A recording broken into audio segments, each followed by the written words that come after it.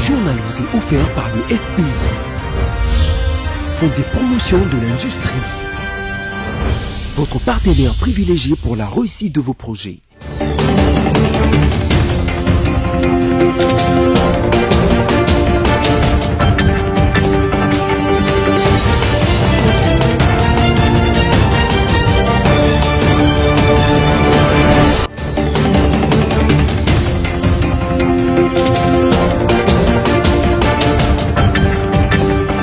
Merci de nous suivre depuis le confort de là où vous êtes. Le journal sur BCTV commence. Voici le sommaire. Vital Kamerhe et Sami Jamal ont comparu ce lundi 25 mai 2020 dans un procès public tenu au centre pénitentiaire de rééducation de Kinshasa, ex-prison centrale de Makala. 156 nouveaux cas de la maladie à Covid-19, dont 115 enregistrés à Kinshasa, 41 au Congo central, portent le cumul à 2297 cas confirmés, dont un cas probable. Le gouverneur de la ville-province de Kinshasa, Jean Tiningo Bilambaka, a effectué samedi 23 mai 2020 une descente au marché Zigida, situé dans la commune de Kinshasa, où il a fait un don de masques et lave-mains aux vendeuses de ce centre de négoce de Kinshasa.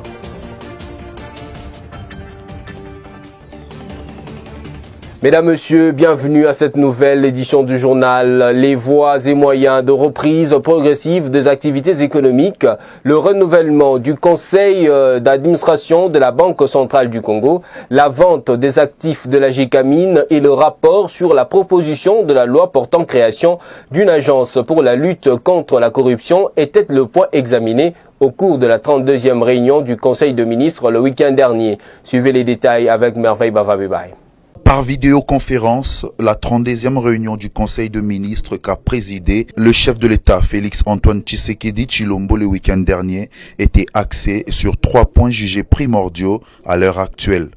Il s'agit notamment d'examiner les voies et moyens de renouvellement du conseil d'administration de la Banque centrale du Congo, la reprise progressive des activités économiques, la vente des actifs de la GECAMIN, la vente des actifs de la Générale de carrière de mines, GECAMIN en sigle, ainsi que le rapport sur la proposition de loi portant création d'une agence qui aura pour mission de lutter contre la corruption. En ce qui concerne la Banque centrale du Congo, BCC, il a été arrêté la nomination dans les prochains jours d'un second vice-gouverneur en vue de conformer cette structure aux engagements du pays vis-à-vis de ses partenaires. Pour ce qui est de la reprise des activités économiques, le chef de l'État a instruit au gouvernement de présenter, lors du prochain Conseil de ministres, un plan de la reprise graduelle de certains secteurs porteurs. Sur le 3e point, celui concernant la vente des actifs de la Générale de carrière de mines, GECAMIN, l'autorité suprême a instruit au ministre du Plan de fournir à la prochaine réunion un rapport détaillé sur ces sujets dont les éléments seront mis à sa disposition. Et concernant la question sur la proposition de loi portant création d'une agence de lutte contre la corruption, le chef de l'État, Félix-Antoine Tshisekedi, promet d'inviter la présidente de l'Assemblée nationale et le Premier ministre pour harmoniser des vues sur cette question, tenant compte de l'ordonnance présidentielle du 17 mars 2020, créant ainsi une agence de prévention et de lutte contre la corruption. Et puis, comme vous l'avez suivi au sommaire, le procès dit de 100 jours d'urgence du chef de l'État, Félix-Antoine Tshisekedi Tshilombo, s'est tenu pour la 2e fois ce lundi 25 mai 2020 à la prison centrale de Makala. 2 prévenus sur 3 ont comparu, à savoir Sami Jamal et Vital Kamerhe, directeur de cabinet du chef de l'État. Tous 2 ont déclaré ne pas être responsables des faits qui leur sont reprochés. Après audition de 2 parties, le tribunal a renvoyé l'affaire au 3 juin prochain. Suivez les détails. Le procès dit de 100 jours s'est tenu pour la 2e fois en chambre foraine ce lundi 25 mai 2020 au centre pénitentiaire de rééducation de Kinshasa, ex-prison centrale de Makala. 2 prévenus sur 3 ont comparu devant la barre. Il s'agit de l'homme d'affaires Sami Jamal et les directeurs de cabinet du chef de l'État Vital Kamerhe Lwakaningini. Le premier prévenu, Sami Jamal, a, pendant sa défense, présenté plusieurs documents justifiant les transactions qu'il a effectuées dans le dossier de maisons préfabriquées. À chaque bout de phrase, l'homme d'affaires libanais a continué d'éclamer haut et fort son innocence. Quant à Vital Kamerhe, directeur de cabinet du chef de l'État, il a tenté, lui, de démontrer qu'il n'avait rien à voir avec les accusations à sa charge. Après avoir écouté les deux parties, le tribunal a renvoyé l'affaire au 3 juin prochain. Entre-temps, les avocats de la République ont souhaité voir à la prochaine audience d'autres personnes comme le fils de Sami Jamal ainsi que l'épouse de Vital Kamerhe, Chatur Hamida. Rappelons que ce procès vise à faire la lumière sur l'utilisation de fonds détournés destinés aux travaux de 100 jours du chef de l'État, Félix Antoine Tshisekedi Tshilombo. Tout à fait autre chose dans ce journal. L'Alliance de forces démocratiques du Congo et alliés, FDC, demande la levée des immunités du sénateur Modeste Bahati Lukwebo pour que ce dernier soit traduit en justice pour les faits infractionnels qui lui sont reprochés. C'est ce qu'a déclaré le président national AI de ce regroupement politique, Patrick Djanga, lors d'une conférence de presse organisée le samedi 23 mai 2020. Liévin Luzolo et Patrick Komba y ont été pour le compte de BSC TV. La Cour constitutionnelle n'a pas prononcé à ce jour aucun arrêt des déchéances de nos élus. Il ne s'agit que de la manipulation pure et simple. Cette phrase est du président national AI du regroupement politique Alliance des forces politiques du Congo et alliés FDCA. C'était au cours de la conférence de presse organisée ce samedi 23 mai 2020 que le regroupement politique Cher à Nenenkulu a attiré l'attention de l'opinion tant nationale qu'internationale sur les faux arrêts de la Cour constitutionnelle que fait circuler sur les réseaux sociaux les dissidents de l'FDCA, à savoir le sénateur Bahati Lukwebo. Tant également pour le président national AI, Patrick Djanga, de rappeler à l'opinion l'objectif de la création de l'FDCA que le sénateur Bahati Lukwebo semble ignorer à ce jour. Le regroupement politique AFDCA est né le 17 mars 2018 sur base de la volonté unanime des présidents des 31 partis politiques et des personnalités membres de la majorité présidentielle acquis à son autorité morale le président de la République honoraire Joseph Kabila Kabange. Depuis ce temps, l'FDCA ne devrait rien faire sans se référer au Fonds commun pour les Congo, dont le président honoraire Joseph Kabila Kabange est l'autorité morale. Mécontent des nominations au sein du gouvernement Ilunkamba et de l'attribution de la paternité du groupe parlementaire aux députés loyaux à Joseph Kabila, Bahati Lukwebo va créer sa dissidence après son échec. Depuis, il ne cesse de multiplier les plaintes devant cours et tribunaux pour qui peut se plier à sa cause, notamment la demande de déchéance des députés restés fidèles à l'FDCA, de Nenenkulu et dont Joseph Kabila Kabange demeure l'autorité morale. Voilà qui justifie toutes ces manipulations, créant des faux arrêts de la haute cour sur les réseaux sociaux. Bahati Lukwebo doit revenir à la raison et réintégrer l'FDCA. Nous sommes là pour appliquer ce que nous nous sommes entendus. Vous voulez que je vous donne la meilleure? Je vous informe que l'AFDC, en tant que parti, a pour autorité morale Joseph Kabila Kabange. Il a été coopté ainsi dès la création du parti. Les fondateurs qui sont dans cette salle, les fondateurs de l'AFDC peuvent le témoigner.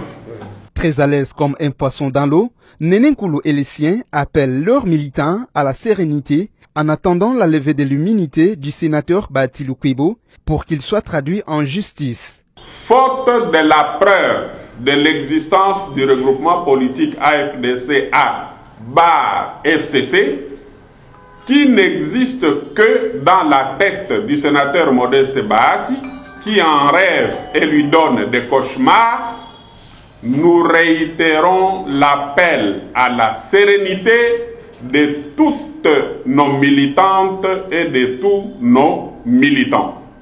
Au regard de tout ce qui précède, nous demandons au parquet général près la Cour de cassation de saisir le bureau du Sénat pour la levée de l'immunité du sénateur Modeste Bahati, pour l'instruction de notre plainte déposée depuis le mois de juillet 2019 contre lui pour plusieurs faits infractionnels, et ce, dès son retour de l'Europe où il séjourne actuellement.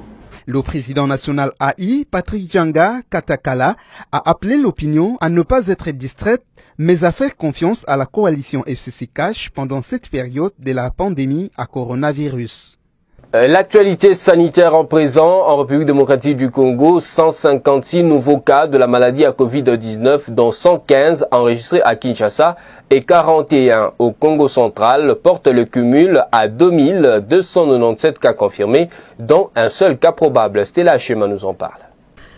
Situation épidémiologique en République démocratique du Congo du dimanche 24 mai 2020.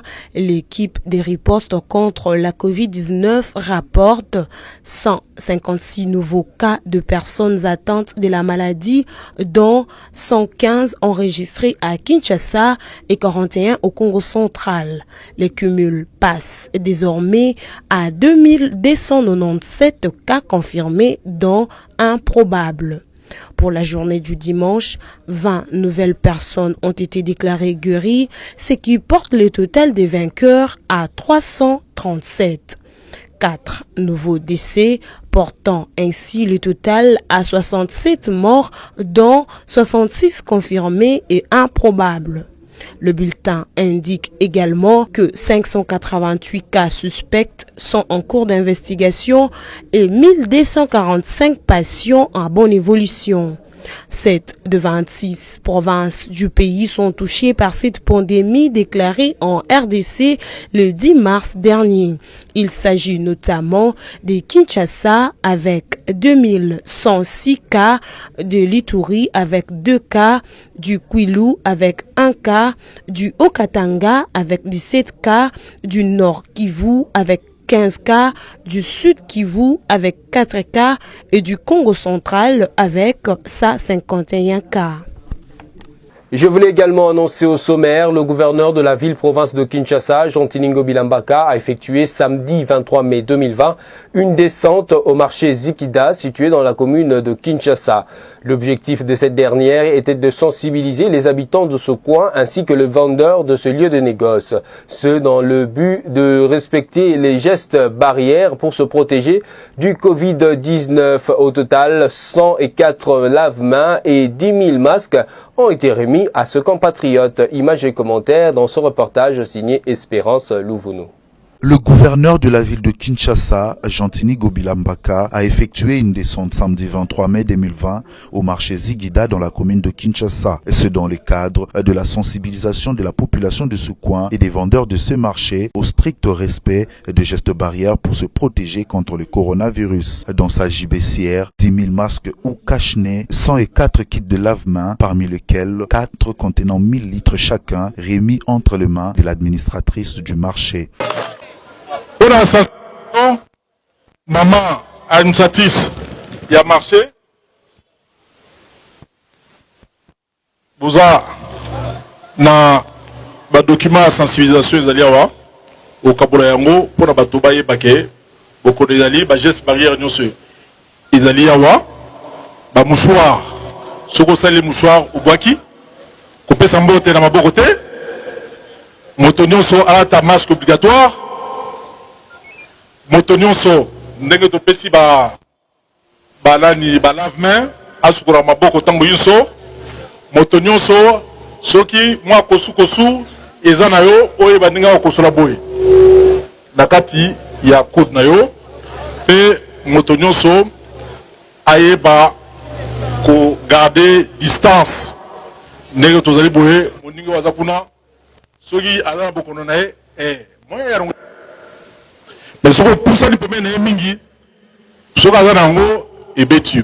L'autorité urbaine, en parlant du marché, rappelle à la population le sens de l'éveil patriotique. Aussi devrait-elle participer à la modernisation de ce marché créé en 1936.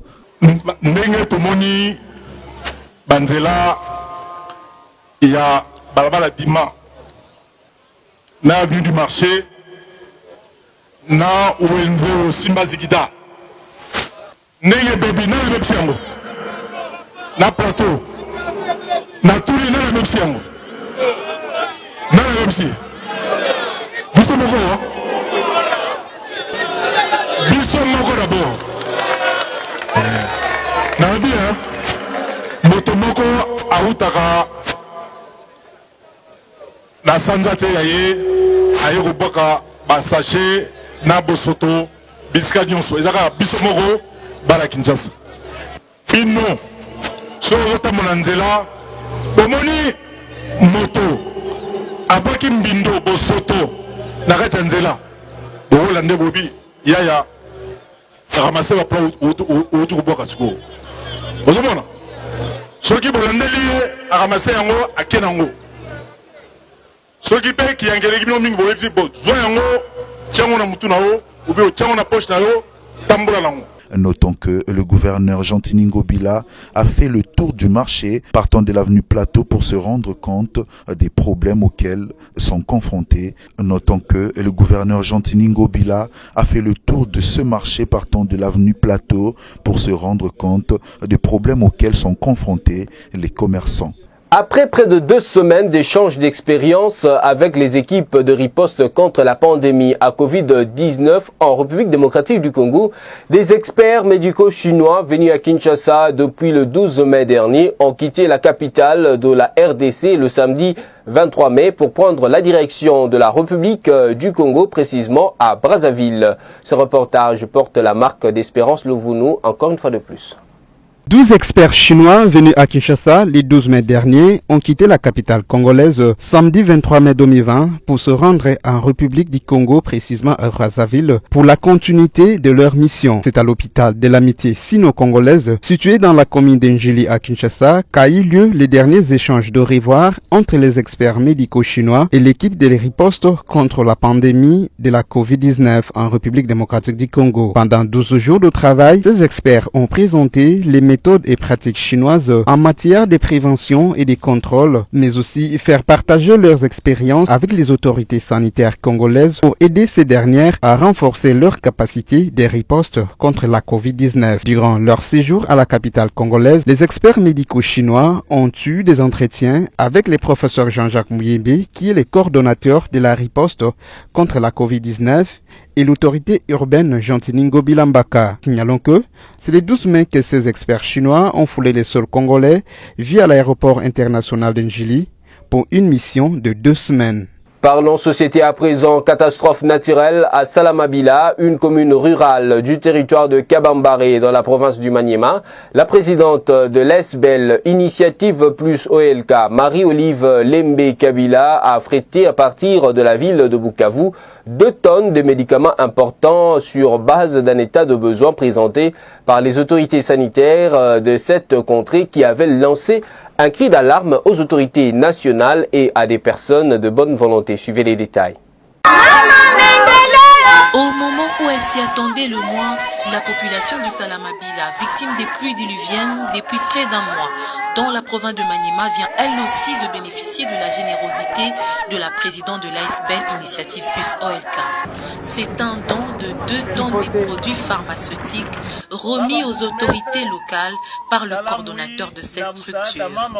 Je suis venu parce qu'envoyé pour déposer à la zone de santé cette quantité de médicaments, 2 tonnes de produits pharmaceutiques envoyés par Madame Marie-Olive Lembe Kabila.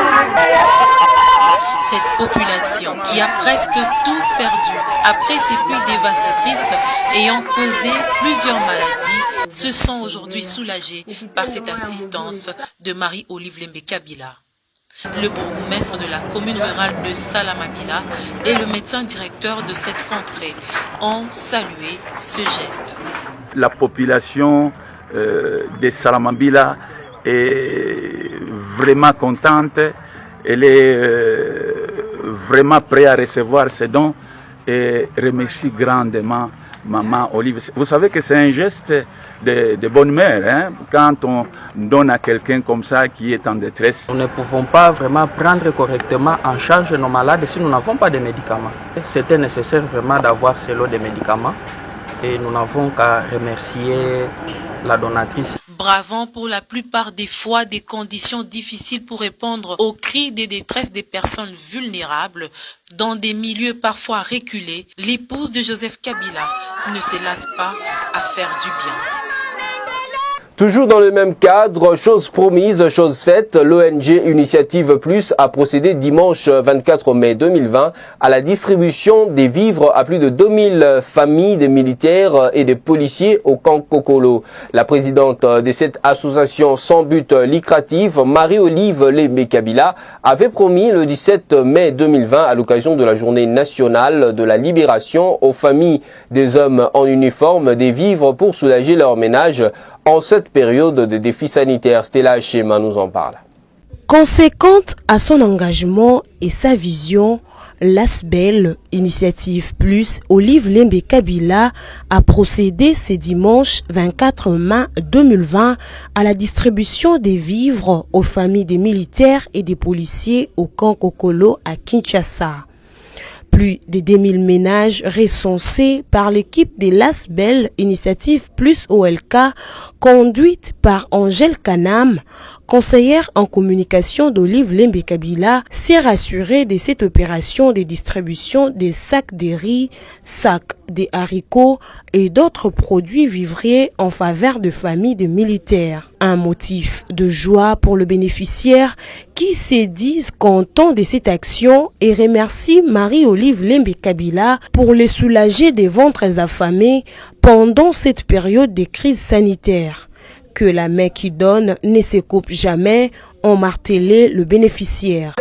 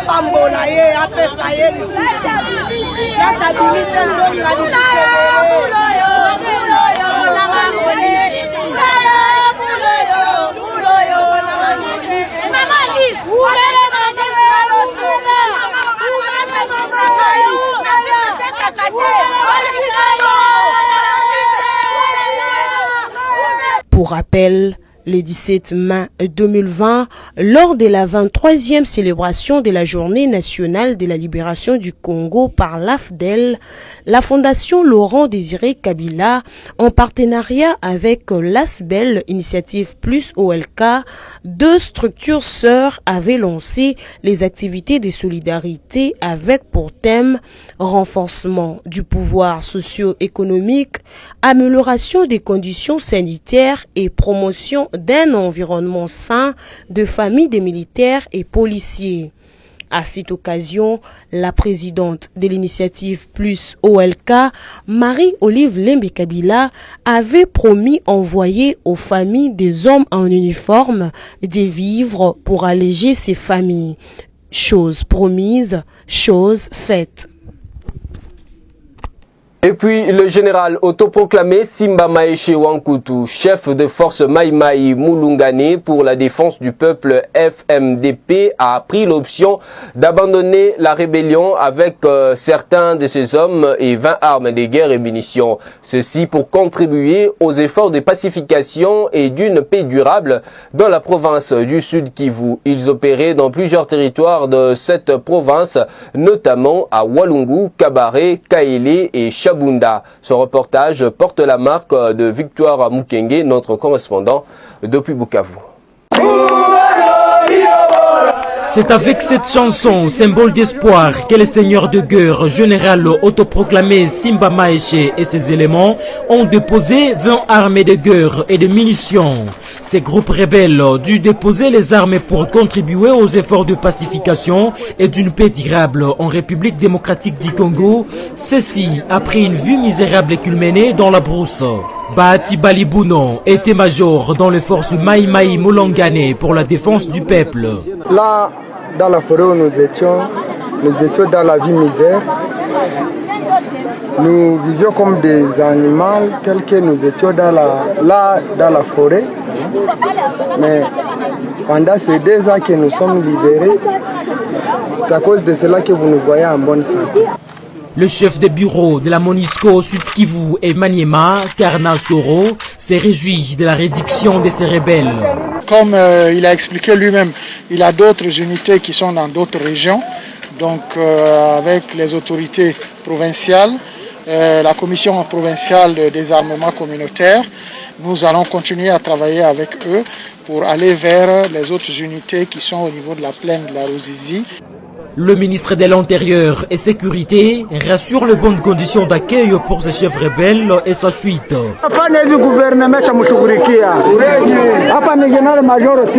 D'une province à une autre, plus de 800 familles des déplacés se trouvant actuellement dans les champs pénitentiaires des Nyongera et dans les familles d'accueil à Rutshuru vivent dans des conditions difficiles et d'infrastructures très compliquées. L'alerte a été lancée samedi 23 mai 2020 par les députés provinciales Bonaventure Chirompoué. Suivez les détails dans ce reportage signé Alice Kabangu. Au moins 800 ménages déplacés vivent sans assistance humanitaire dans des conditions difficiles à Omo Nord, dans les territoires de Walikale au Nord Kivu. Presque tous vivent dans des familles d'accueil qui sont elles aussi en difficulté, alerte la société civile locale. Elle demande aux autorités politiques de venir en aide à ces populations. Les humanitaires ne peuvent accéder à la région faute des routes. Ces déplacés venus du groupement Wallowa-Luanda, région entièrement sous contrôle de miliciens Maïmaï Kifwa, dirigés par le général autoproclamé Delphin Bainda. D'autres vagues de déplacés ayant fui les affrontements entre Kifwa et les Raïra Mutomboki du chef milicien Shukuru dans la province du Sud Kivu sont venus se joindre aux autres déplacés. Selon le comité local déplacé, ils ont à peine accès aux soins de santé primaires. Le paludisme et la maladie qui menacent régulièrement ces déplacés. 4 parmi ces derniers ont déjà trouvé la mort, précise le comité local des déplacés Germain Mouchema. À Luanda, faute d'assistance et accès à leurs champs à Luanda, certains déplacés se livrent au cambriolage et au vol de produits dans les champs. Terminons ce journal par cette information sur le plan continental. 25 mai 1963, 25 mai 2020, cela fait exactement 57 ans qu'a été signé à Addis Abeba en Éthiopie les accords de l'Organisation de l'Union africaine. Cette journée représente pour tous les continents africains la libération, les développements et le progrès économique. Suivez ce reportage de Merveille Bavabebaï. Alors que 2/3 du continent africain avaient accédé à la souveraineté nationale, le moment était donc choisi par le représentant de près d'une trentaine de pays de fonder une organisation de l'unité africaine à Addis Abeba en Éthiopie dans le but d'encourager la décolonisation de certains pays sous l'emprise du colonialisme. Pour cette année, plusieurs activités culturelles sont organisées par la délégation permanente de la République du Kenya auprès de l'UNESCO en sa qualité de présidente de groupe Afrique au sein de la structure pour promouvoir la culture africaine et afrodescendante, laquelle cruciale pour le développement du continent et pour l'humanité dans son ensemble. Pour la petite histoire, l'idée d'une organisation panafricaine a germé et a été parrainée par Haïlé Sélassie d'Éthiopie en 1958. Alors que la plupart des nations africaines étaient encore sous la joug coloniale, le premier congrès des États africains indépendants s'est réuni à Accra à l'initiative de Kwame Nkrumah, premier ministre ghanéen. Peu d'Africains commémorent cette journée qui se veut être journée mondiale pour l'Afrique à cause de la situation sanitaire qui sévit actuellement le monde, et ce, en souvenir du congrès fondateur de l'Organisation de l'Unité africaine, ancêtre de l'actuelle Union africaine. Pour vous qui nous avez pris en cours de diffusion, voici le rappel des principaux titres de ce journal. Vital Kamerhe et Sami Jamal ont comparu ce lundi 25 mai 2020 dans un procès public tenu au centre pénitentiaire de rééducation de Kinshasa, ex-prison centrale de Makala. 156 nouveaux cas de la maladie à Covid-19, dont 115 enregistrés à Kinshasa, 41 au Congo central, portent le cumul à 2297 cas confirmés, dont un cas probable. Le gouverneur de la ville-province de Kinshasa, Jean Tiningo Bilambaka, a effectué samedi 23 mai 2020 une descente au marché Zigida situé dans la commune de Kinshasa où il a fait un don de masques et lave-mains aux vendeuses de ce centre de négoce de Kinshasa.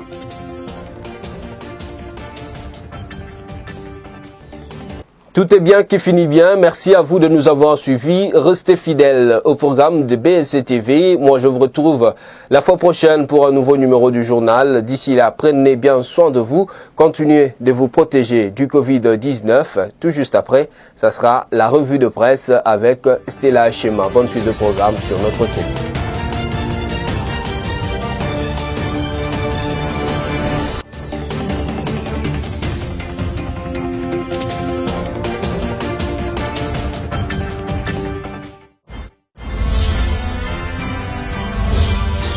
Vous a été offert par le FPI, Fonds des promotions de l'industrie, votre partenaire privilégié pour la réussite de vos projets.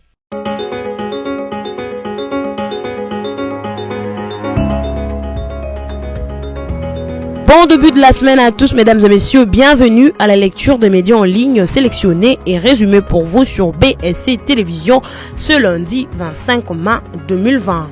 Ouvrons cette revue de presse avec le site d'information Radio Okapi qui titre à sa une Nord Kivu, 800 ménages chassés du territoire de Lubero en situation précaire à Rutshuru. Puis de 800 familles de déplacés se trouvant actuellement dans les champs pénitentiaires de Nyongera et dont les familles d'accueil à Rutshuru vivent dans des conditions difficiles et infrahumaines. L'alerte a été lancée samedi 23 mai 2020 par le député provincial Bonaventure Chirimpoye. Selon cet élu du territoire de Rutshuru, ces déplacés arrivés en mars 2020 à Rutshuru ont été chassés du territoire de Lubero depuis 2017 à la suite des tensions armées. Dans une correspondance adressée au gouverneur de province, les députés Bonaventure sollicite du gouvernement provincial et des organisations humanitaires une assistance en faveur de ces déplacés en attendant leur retour dans leur milieu de provenance. Poursuivons cette revue de presse avec les sites d'information Forum des As qui titre à sa une « Au regard le toll suscite par l'arrestation du député Jean-Jacques Mamba, la justice congolaise à la barre ». C'est dans cette ambiance politico-judiciaire tendue que se poursuit ce lundi le procès Kamerhe. Après l'arrestation du député national Jean-Jacques Mamba dans la matinée du week-end dernier à Kinshasa, des cris d'indignation ont été entendus aussi bien à l'Assemblée nationale que dans les rues de la capitale. Les comités et des sages et les présidents de groupes parlementaires réunis au sein de la conférence de présidents de la Chambre basse réunis à cet effet disent ne pas comprendre que pour un litige entre deux députés, la justice se soit comportée de cette manière. Bouclons cette revue de presse avec les sites d'information actualité.cd qui écrit RDC alors que la plénière sur la pétition visant la destitution des Kabound va débuter, Tshisekedi a reçu Mabunda. Félix Tshisekedi a reçu ce lundi à la Cité de l'Union africaine Janine Mabunda, présidente de l'Assemblée nationale. Les deux personnalités ont échangé essentiellement sur la bonne marche des institutions de la République, dit un tweet de la présidence. La Chambre basse du Parlement a inscrit à l'ordre du jour de la plénière de ce lundi 25 mai 2020 les débats sur la pétition adressée contre le premier vice-président de son bureau, Jean-Marc Kabound à Kabound. Dans le couloir de la salle du Congrès du Palais du Peuple, les reporters d'actualité.cd a noté la détermination de plusieurs députés à obtenir le départ du président AI de l'UDPS. Cette revue de presse est terminée. Merci à vous de l'avoir suivi.